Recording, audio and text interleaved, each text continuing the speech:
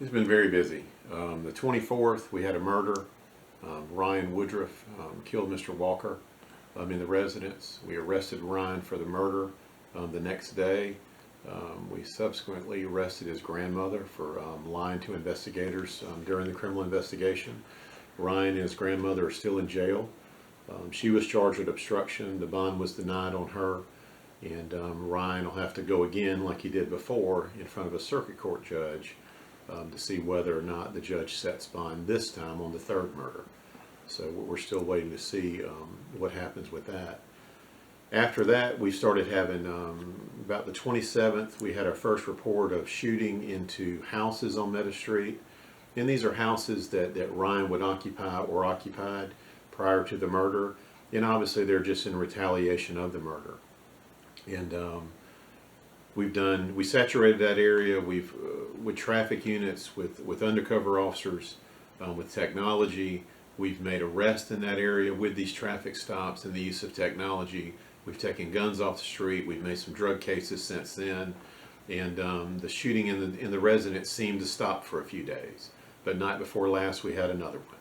While deputies were there in the area, as they have been since the 27th, we had an individual dressed in all black, in the dark, come out of the woods and fire a few shots towards a residence, I guess that he believed had been occupied by Ryan or Ryan's family, when there is no one there.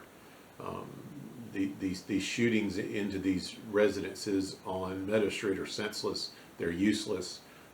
They're not doing anything productive other than scaring the law-abiding citizens that live on Meadow Street. But again, the person came out of the dark, on foot, fired shots, and deputies gave chase. They were a good ways from him to begin with. A foot chase ensued, but they lost him in the dark. The good thing about it is we have information to where this individual lives and who this individual is. I just got to prove that he's a shooter. And that's going to be hard to do, and I'll be honest with your viewers and the citizens about that. But we're there. We were there the night that these shootings occurred. We're here in the daytime. Yes, we've made arrests.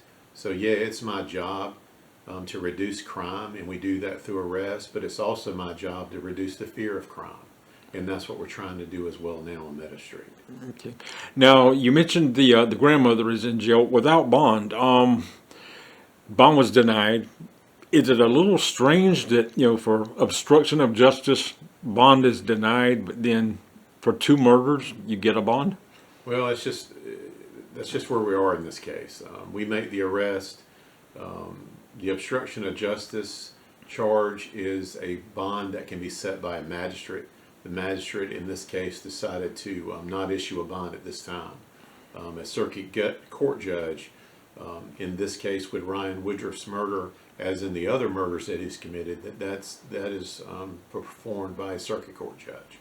So you've got the same judicial process, but two separate sets of judges making the decisions here. Now, we've also heard that the grandmother has a sort of a mental capacity of like an 11 or 12-year-old and doesn't really know what's going on. Is that correct?